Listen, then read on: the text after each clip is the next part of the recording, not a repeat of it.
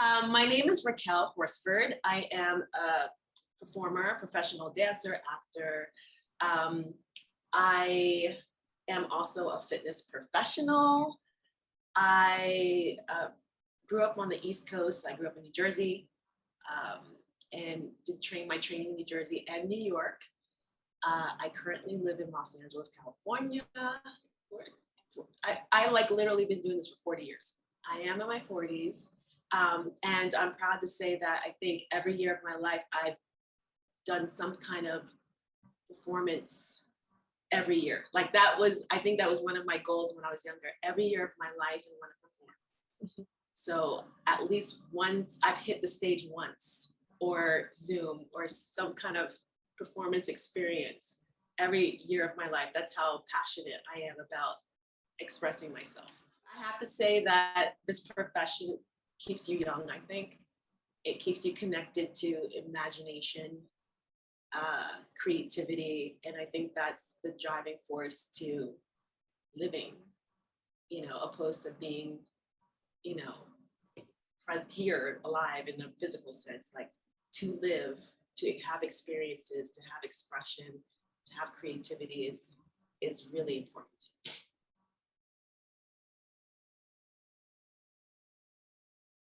a combination.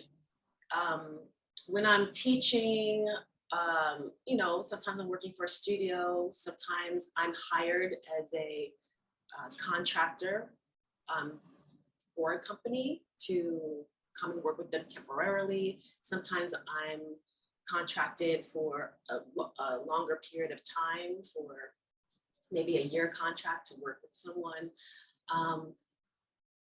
A lot of times there's a finite end to your assignment, but working for myself, creating my own, clientele and my own style and what I have to offer, then I have a little bit more control, and I've been, you're able to sustain it over, a lifetime. You can have a career at actually creating your own, and you don't have to work under anyone's time constraints. You are, you're your own boss. So it's a combination of working for myself, getting my own, jobs, gigs, or, working for a company as an independent contractor.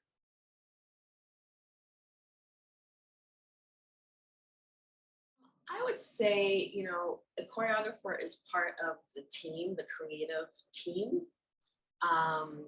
It absolutely depends on what it is. For instance, I've been hired to do television and choreograph for a dance scene for an actor or for actors, So, you sit down with this production team, you sit down with the director and camera people, and we all have a discussion of like the vision of what the directors and producers want. Your job is to fulfill their dream and to coordinate the story in movement. And they give you the music. Sometimes it's very specific. They want you at a certain like montage. They want you at a certain picture, or they want you at this line. They want you doing something, or this count of 8. There's supposed to be a reaction. So sometimes you're given these assignments with specificities in them, and you have to figure out how to make it happen. And there is a lot of prep work, before you go onto the job. You meet with actors or your dancers or whoever is going to be in your choreography. And they have a structure that is, I wouldn't say set, but they have a structure, because when you go on set, things change. Someone's no longer saying this. We're no longer, hitting this mark. That means a position where the camera is supposed to catch you.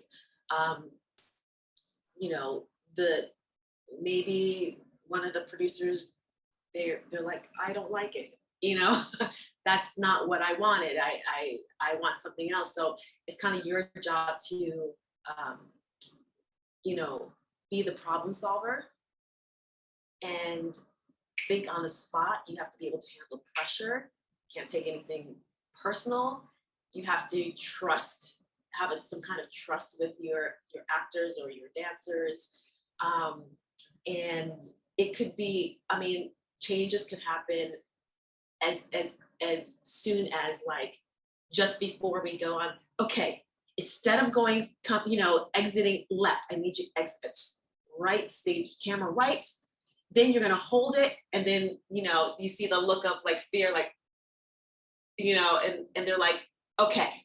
So basically, it's a very specific thing because all jobs are different. I just gave you an example of a job that you would do on camera, TV. Um, if you're doing a production on stage, it might be a little different. It might be something that you are in control of, and you have artistic license, and it's up to you to kind of green light, say, okay, this is what I love. Again, it's a team thing. It's a team effort.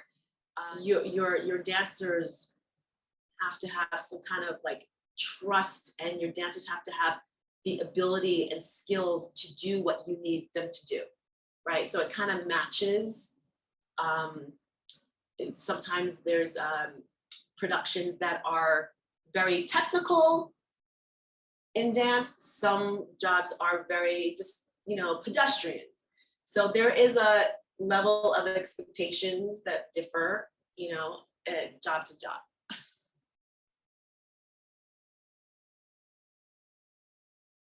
I personally think it's very important to have an educational background, just for the mere fact that a lot of kids today, they're finding kind of like this instant fame, this instant recognition, and there may be 1% of dancers and choreographers out there that are actually doing things. I went to college and majored in actually business and dance, because art is not just a passion. It's not just like something fun to do.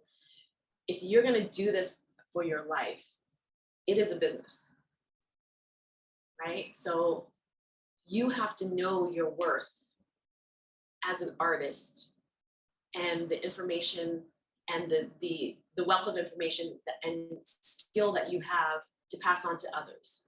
Not everyone knows dance history. Not everyone knows different styles and methods of technique,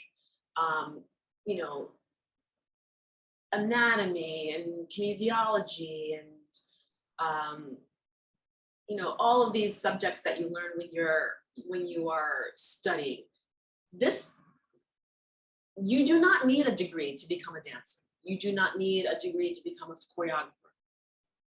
I personally believe, though, the ones that are legend, the ones that stick around, the ones that really make an impact on the industry, I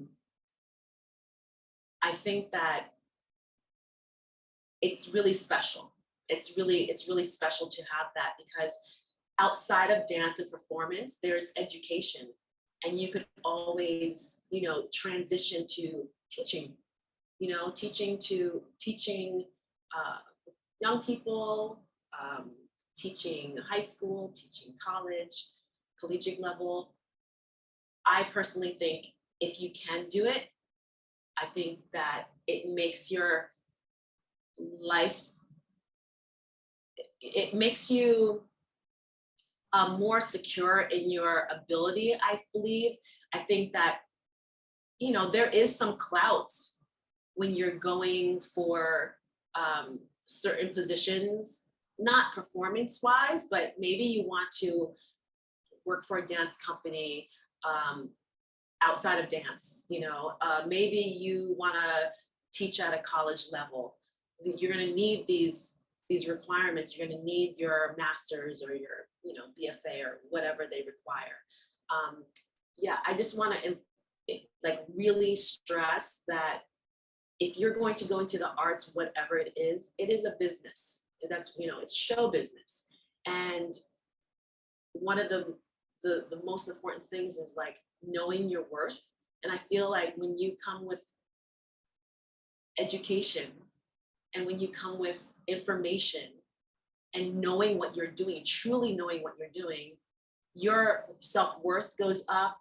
People go, oh, wow, she knows what she's talking about. So me personally, yes, I think if you can, go for it, because your performance career it is limited. That gets to a point where you are going to get tired. You are going to get older. You are going to want to be of service or want to be in it in a different way. So you want to think about the future.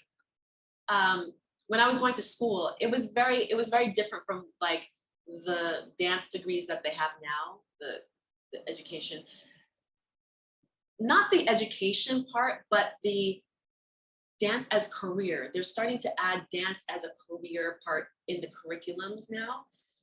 Learning how to make your reels, learning how to make choreography reels, learning how to make dance reels, learning how to make business plans if you want to start your own company, learning administration, learning how to deal with your money, learning how, while you're getting a dance degree, they're getting certifications in Pilates. So when they graduate, they can teach Pilates on the side, or,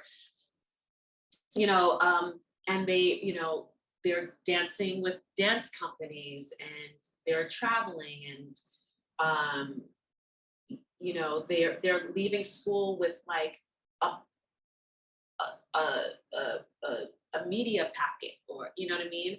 To sell themselves, to expose themselves. So I think that it really is special and to be educated in this. And again, you don't need it to become a professional dancer, but if you want to like teach collegiate, you're going to need that master's.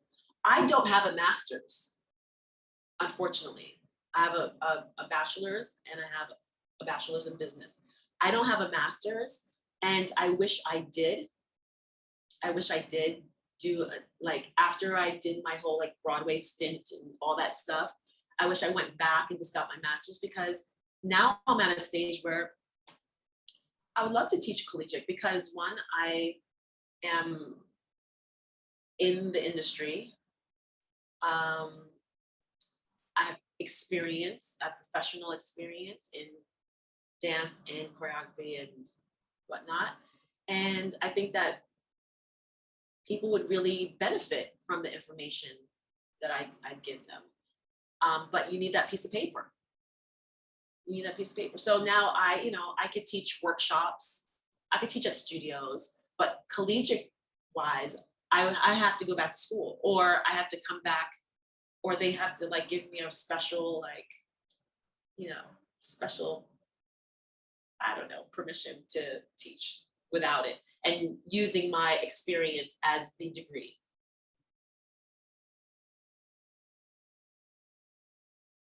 I really think it chose me. It was something like breathing. When I didn't do it, it just pains me. When I was growing up, I had a lot of influences. I had a lot of idols that I admired. I would watch Fame, watch Debbie Allen, Gregory Hines, Alvin Ailey. I just really loved, performance. I loved music. I loved the dance videos that were happening at the time. it inspired me to move. It was one of those things where, you know, after a long day of school, I was ready to go to the studio and then dance for hours and hours and hours. I didn't care, you know, how late I had to stay up to finish my homework. Like I was going. It was definitely something that I did not think that I was going to make a career out of. I just loved it. I just loved it. And it, you know, it gave me discipline and so many lessons, and in, you know, not giving up, working hard to achieving a skill or you know, something that I had an aspiration to do. It enabled me to like perform and meet people and travel. So I think I think really the people that are willing to sacrifice, the the art chooses you. The art chooses you.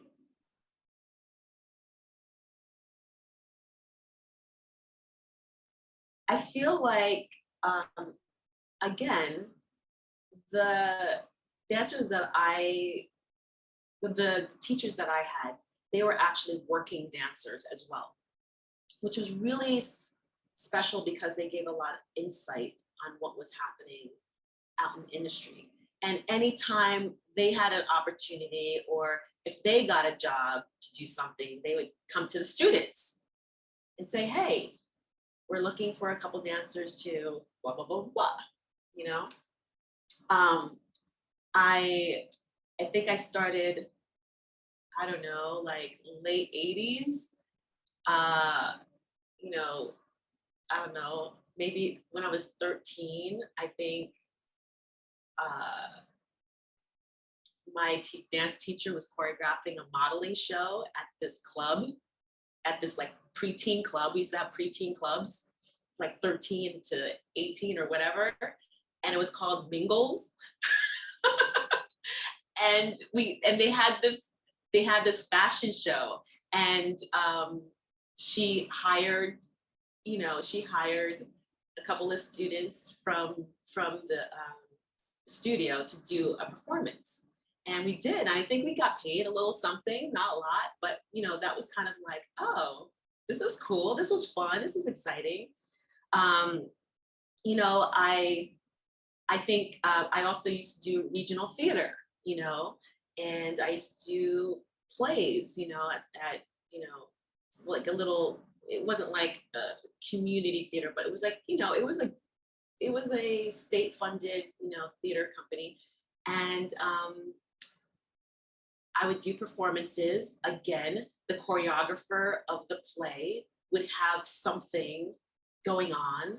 And, you know, I did an industrial show, which is a show that a corporate company will put on for their internal workforce, for the presidents and the corporate executives and whatever. And they had this whole thing at the marquee hotel in New York City.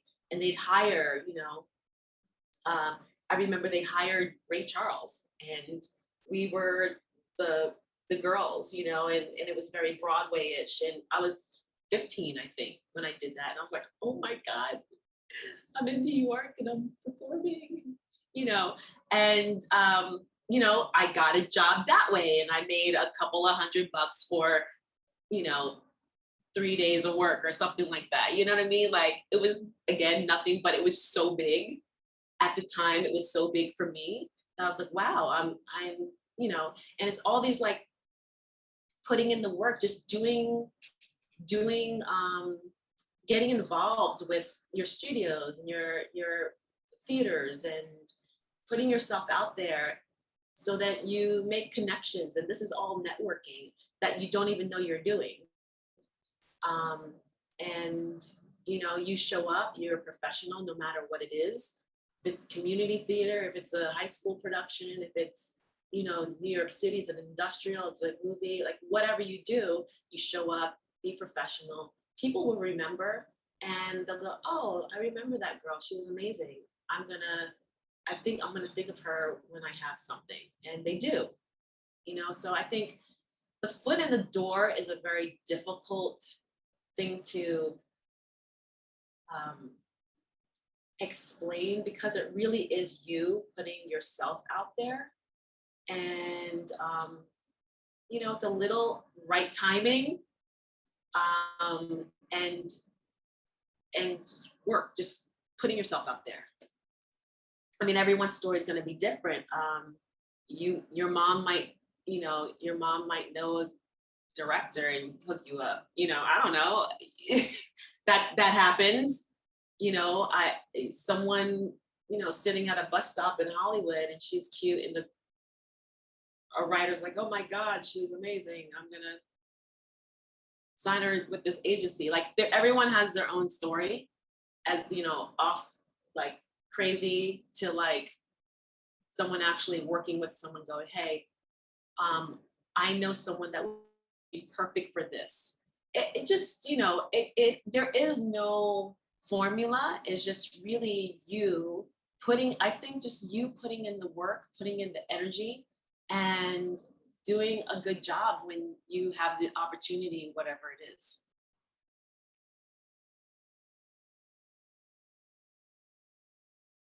I work sometimes with big groups, big ensembles.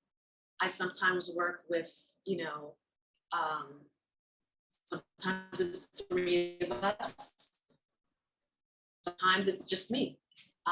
It depends on the production, what they need, the characters, whatever the production calls for. For a big dance movie, it's going to be a lot of people.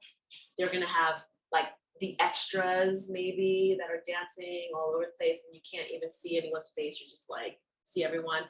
And then you'll have the core dancers, the principal dancers, where they're on camera, they're identifiable. You're like, oh, that's Susie. Oh, that's, Robin, like you could see who they are. And then there's soloists. So I've experienced all of that. And all of that comes with pricing as well. So when you see a solo dancer, he or she, them are probably getting a higher bump in their pay. When it's a big group, like everyone kind of has like, a little less, but everyone gets it, So there's tiers. There's tiers to it. Also depends on movies. Movie rates are different. TV rates are different. Theater rates are different. Stage rates different. Industrial rates are different. So they're all kind of, it depends on what the job requires.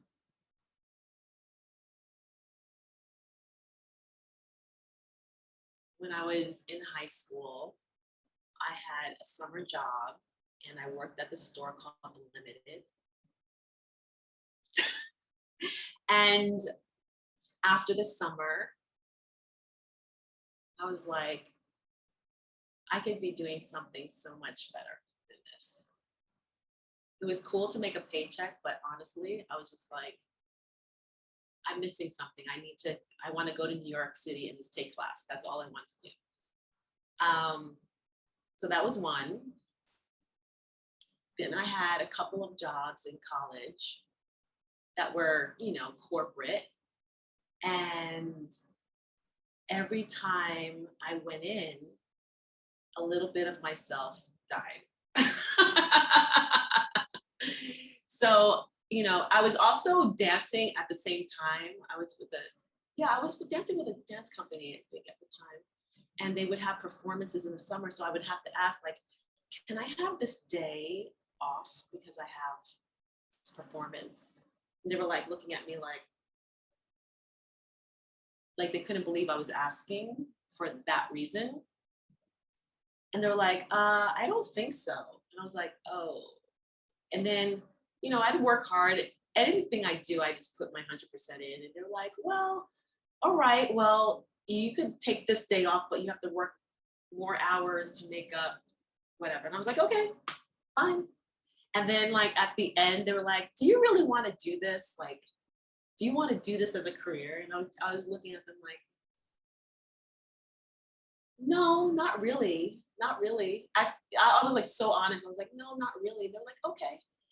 And I think it was just like, I realized that business doesn't have to mean corporate business. Business could be myself. Business could be um, the money that I make, I invest in, you know, creating some kind of, you know, business model for myself. So it wasn't wasteful. I learned a lot working outside of what I do because it is important to know how to deal with money. It is important how to know how to market yourself. It is important how you speak to people, how you pitch yourself, what you can do, um, so that they feel that they need you, you know. Um, so yeah, or organizing your schedule, making sure you're at the audition, making sure you're at the meetings, making sure you're at your callback, making sure you have your resume, making sure you have your headshots updated. It's a whole thing. It's a whole business that, because it's art, a lot of people kind of poo-poo it, like, oh, it's not real, da, da, da, but it is. It is. And now that I'm at the stage of where I am, it has evolved so much, that I'm really pleased of how it's kind of, um, the stakes have gone up, the worth has gone up. Um, the young people are starting to realize, like, no, you can't say yes to everything. If they're paying you $1, you have to say no. It's not just good enough for you to be like, you just want to do it to do it. The lure of, like, when you're in the business, like, 10, 20 years, the lure of, let's do it for experience, kind of goes out the window. You're like, well, I did a whole bunch of free stuff for 10 years on stage, doing it for people's reels, or doing it to get real. To get real is videotape of you dancing or performing or acting, or whatever modality you're doing. And that stuff is important as well. You just have to know when to do that, who to do it for. Um, Doing it for people that you really want to make good connection with. Um, Doing it with someone, working with someone that's going to reflect the kind of jobs that you want to get. So you have to be very specific, I think, because if you just kind of take everything and just do everything and not really have a rate, not really have, a worth, then you're just going to be spinning your wheels. Then people will always be calling you for free stuff because they know you'll do it. And, this is your job. When you decide that this is a career, this is your career. I don't ask a doctor to, like, hit, can you do this, like, quick, checkup for me, free? A lawyer doesn't, like, no, that doesn't happen. Everyone has a price. You put the work in, and there's an exchange.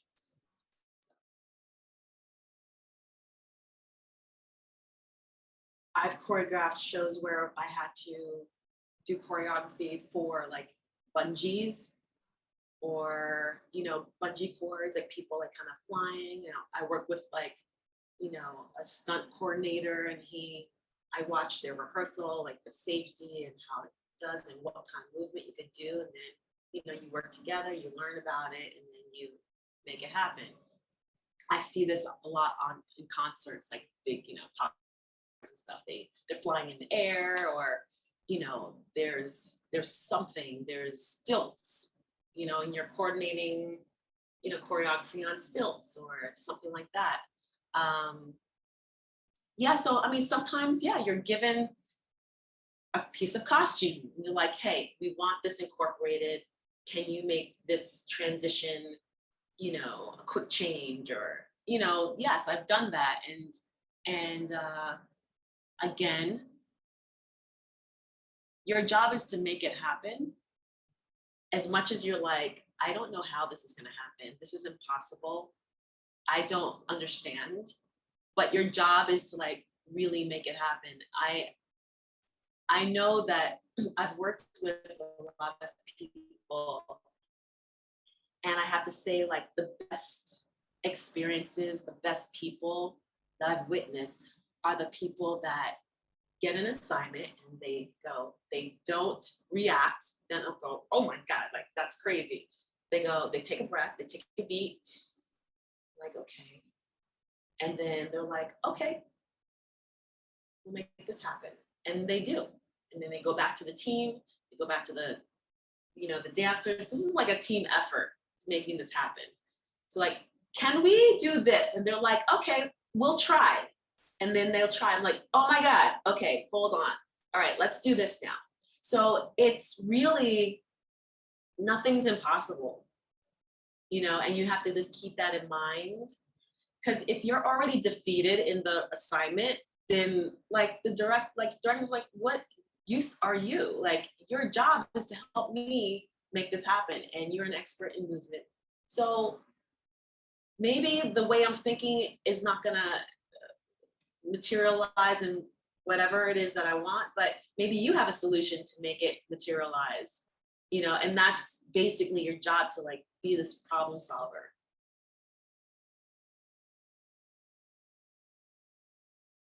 I've really traveled the world. That's one of the big blessings of being a performer, the experiences that I had. I literally traveled the world on someone else's dime. Before I was like, before I was 25, I literally was in like 20 countries in 1 year at one time. It was just insane. And it was amazing. And it was such a life lesson. And it was like, I felt like I had my master's in life, just meeting people and visiting and, like sharing other people's culture and art and performing for other different audiences around the world. That that has been such, I still reminisce about it. The connections I've made with the people I've traveled with, I still keep in touch with. They're like my best friends, they're family. And I still travel to this day. I travel not extensively, but I do travel, internationally. I do travel domestically for jobs, and when it happens, I'm so grateful, because it really is. I mean, my dream would be for everyone to experience that, just like performing and traveling. It's just an amazing, amazing experience. So yes, my work has taken me around the world, and I'm so, so grateful. And in the way that I went as well. Something very special when you are having a cultural exchange, rather just, than being a tourist and going to touristy things. Like, I really, like, I was in people's homes. They took me to like the local spots, and, having that interaction with audiences and interviews and TV shows and press. It was amazing. It was amazing.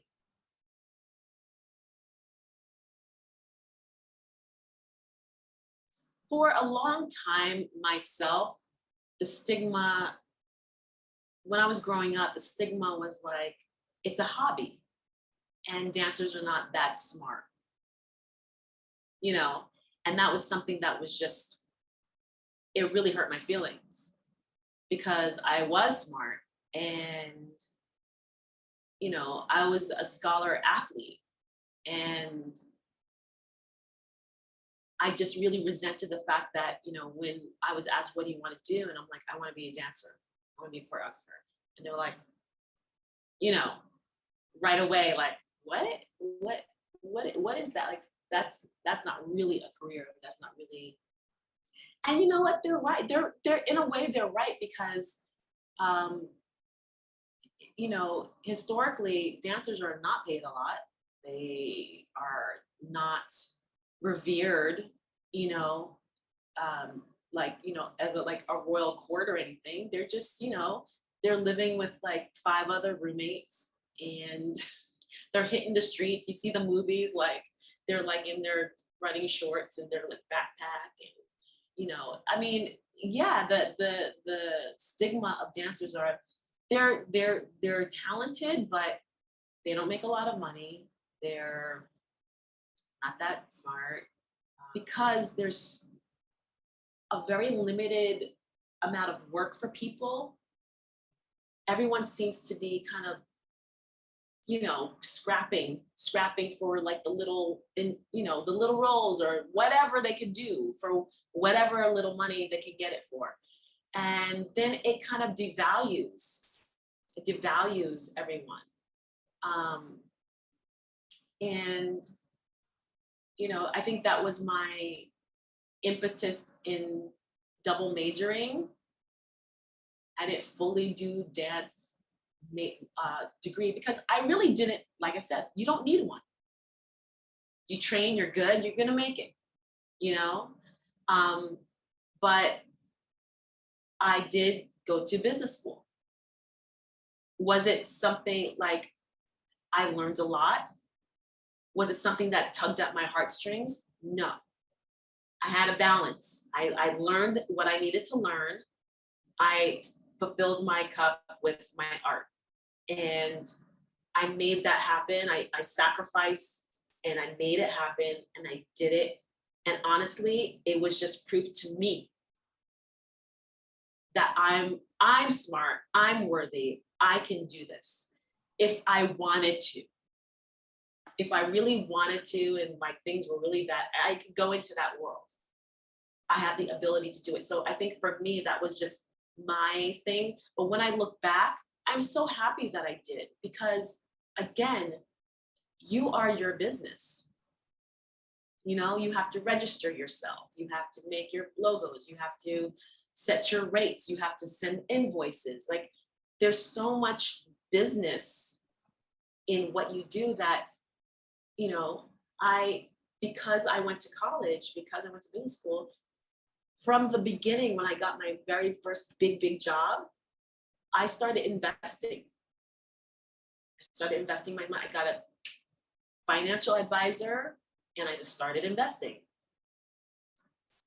I started saving because I knew that I wasn't going to have something traditional in my life. I knew that I wasn't going to have like 401k, all this stuff. But I knew that because I went to business school. It's like, oh, that's what they get. That's what they do. This is how people make money. This is how it grows without you doing, so I'm so grateful.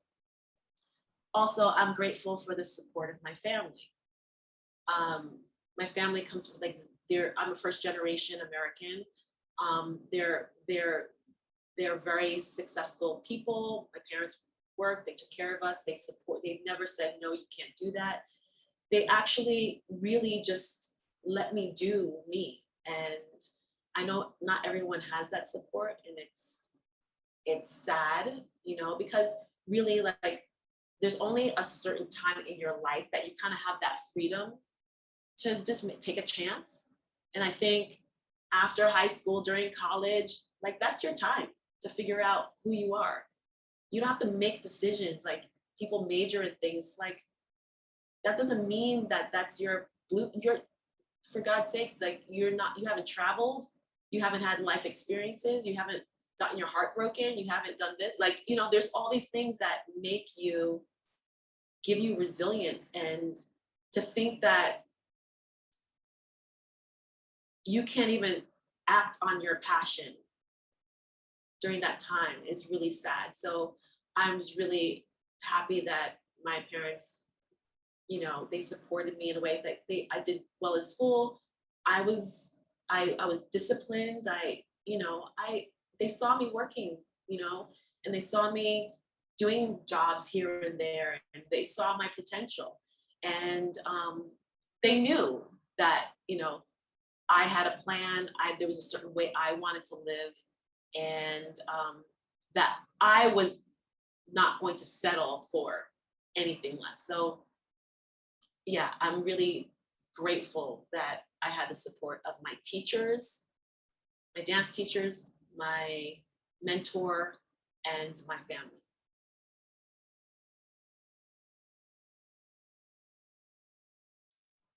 The camaraderie, like working with the dancers, like having those creative bursts of like, "Oh, I got it. You know, and like nothing's more exciting when you just like, oh, okay, okay, this is what we're gonna do. And just seeing it all come together, come to life. And then like even greater than you had imagined, you know, it's just like, it's amazing how you come to the table, you pull up, you know, there's expression, you pull up, like you just step out of yourself and rise to a greater being than you thought you were. That didn't come out right, but you step out of yourself and just like, oh, you had that spark of brilliance, like, oh, how come I didn't think of this? Or, you know, someone you might have looked at someone moving in a certain way and it inspired you and sparked you to do something else. So I just think it's fun, like on the day when you're shooting, and then they're like, that's a wrap, and then like cut, and then everyone's like, you know, clapping or whatever. That's the beauty of when you're shooting something or you're doing a live audience, it's the reaction from the audience, the people watching, like that was amazing, you know. So opposed to like when you're doing a movie and then they're like cut and there's silence and they're like on to the next, you know. You're like, was that good? Dancers are always like, they need like, yes, girl, yes, and snaps, and you know, they have that visceral kind of reaction.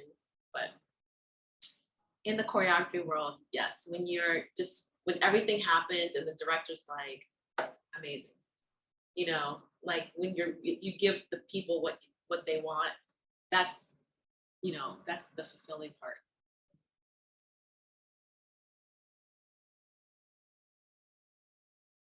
There are a lot of, like I said, there's a lot of stigma of like dancers are kind of like the lowest on the totem pole when it comes to especially budgets and things of that nature. So like you're below the line, you know, you're like the last people to get paid. Um, and your rates are kind of like lower than everyone else's a little bit. In certain things. Um, and there's a certain way that people treat you that you have to kind of do a little correction. They'll kind of talk to you in a certain way like you're a child, but you're an adult. So the stigma with dancers is that you're children, you're young. It's a youthful thing. So you're, you know, they're talking to like grown people, like, yeah, go over there. Yeah, you guys can sit over there. You know, that kind of thing. Um, so I often have to kind of like, excuse me, you know, and what's your name? Oh, I'm the choreographer. So what? So this is what I need. Da, da, da, da. Like I have to kind of, you know, figure out a way to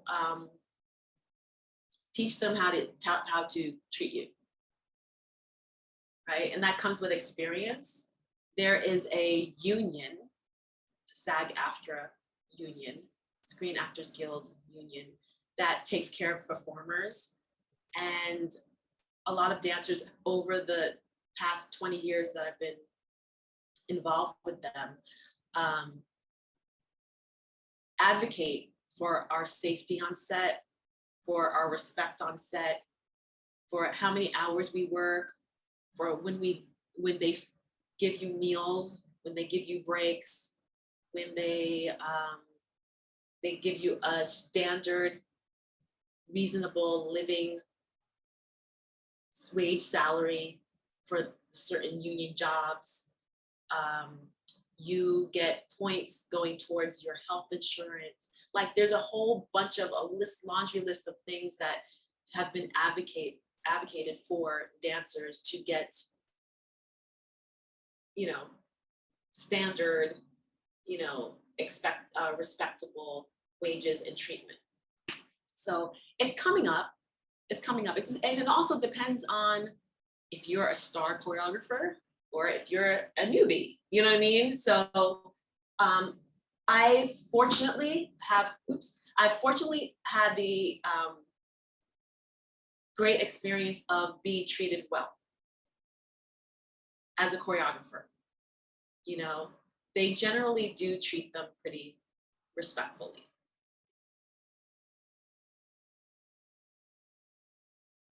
This industry, you have to have really thick skin, and you experience a lot of rejection, a lot of disappointment, but then you also experience a lot of, jobs and great experiences, but it is a roller coaster.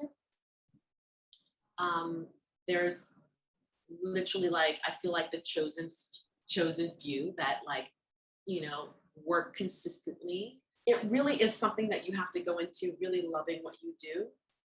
This happens when you're being judged by how you look, and you're being judged by how you dance in your body.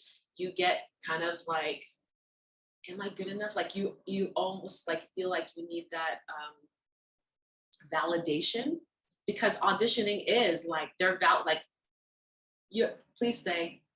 No, you're not good enough. Yes, you're good enough. Please stay. Call you back. Like, it's all of this kind of validating you from other people. Like, you're waiting, like, please pick me, and then you get into that cycle, and it really is, it kind of could do a number on you if you don't see it for what it is, you know? Um, a lot of times you don't get chosen not because of your skill, but because the choreographer sitting here is looking at his friend or their friends or their circle, or there's some kind of politics in the relationship that they have with people. um, you might be too tall for the artist that they're working with. You might be too short for the artist that they're working for. You might be too muscular. Like, there's so many. They might not like your hair color. Like, there is so many just nonsensical, like, so many things that you can't help. It has nothing to do with you. It has everything to do with the picture that they have in their head for what they want as the end result. So I really wish that someone was like, it's not, you're great. You're great. And the reason why they wanted you, but the reason why you didn't get it was because of this or because of that. But then after, like I said, and I've worked and I still struggled with that, so I know that there was a lot of people that got that the whole entire career, and the damage that I could imagine that they dealt with. They had to pick themselves up and kind of leave it and choose something else. And so that is that is something that I want everyone to know, is like, you're good. You're good enough. You're good. You might not get it, but it has nothing to do with you most of the time. Most of the time. Because if you're showing up at these opportunities, your agent is calling you on this job, you're, you know, you must have the ability to do what they're asking, right? But a lot of times it really, it's nothing personal.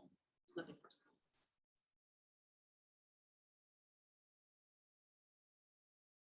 Me personally, like, when I have a job, I'm just like in it, hours, prepping, listening to music, making sure that I'm on point, writing things down, writing notes, calling someone, making sure that we're coordinated. Um, uh, you know, um, Same thing as a dancer. If I'm hired as a dancer, we go to rehearsal, we learn the thing. Sometimes I'll videotape it. I'll go home. I'll listen to it again. I'll run through the motion. So I think, you know, I think when you get to a certain level, Like if you're on a concert or if you're in a company or Broadway show and you have a lot of information, a lot of show to know, a lot of, an hour-long show or whatever, you're always, your brain is always going. So I think it depends on the size of the job. I don't know. I was always a practicer. I'm like, let's run through this again, That was just my thing. But yeah, most people, professionals, they want to be on point, even if they're home, they're like choo, choo, choo, choo, their brain is always going.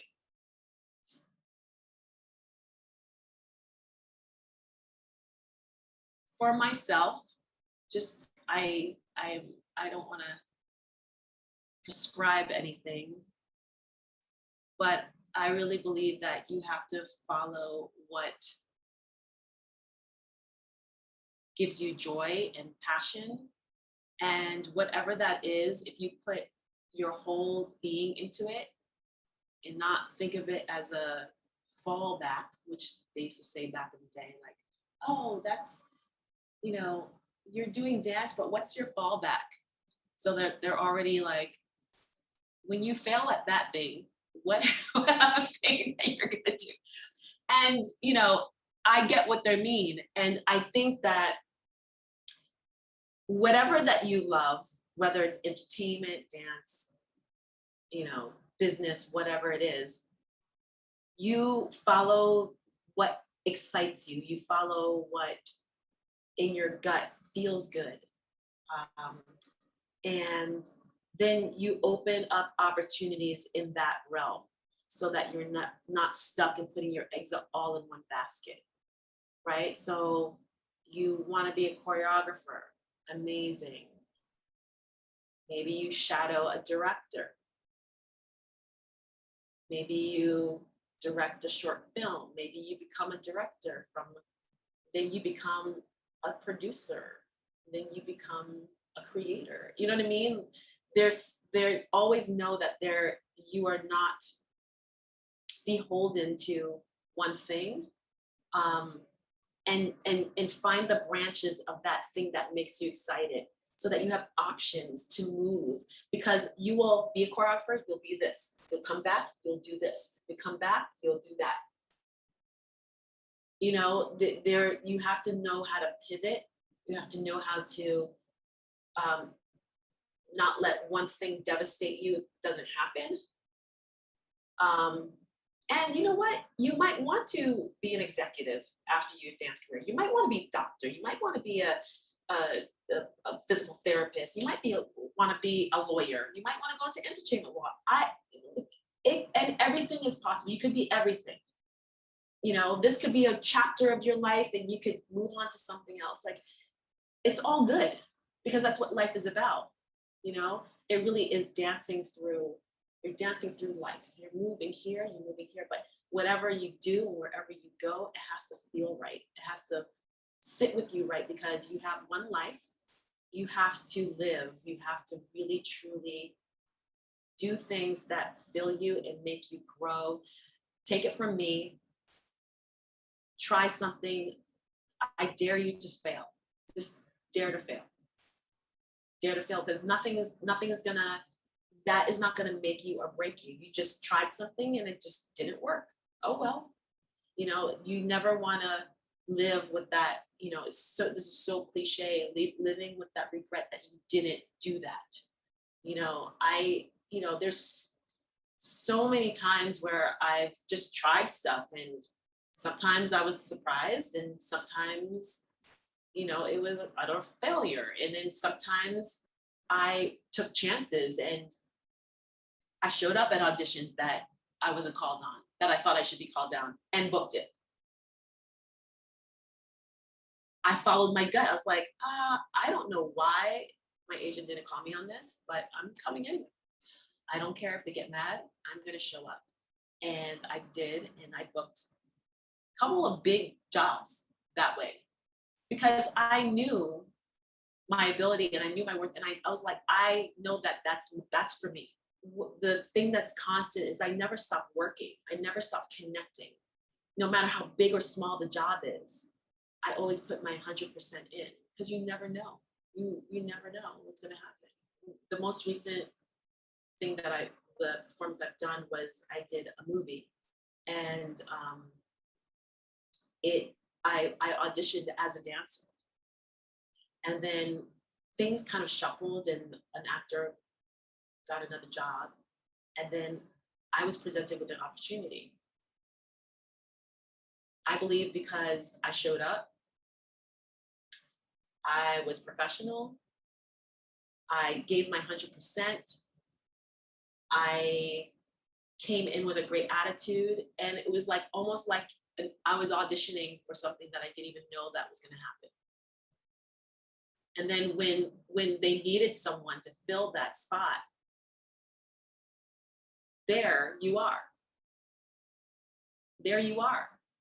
And it was like a dream come true, you know? And I booked my first feature film. And it just goes to show you, like, just show up.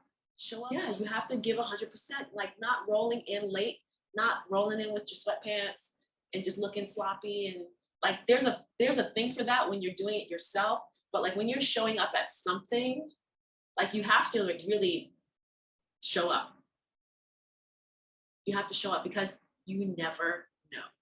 You know, when you're at the supermarket and you're wearing something not cute, and then someone that you haven't seen for years is like, hey, oh my God, it's been such a long time. You don't want to be that on a job. You don't want that.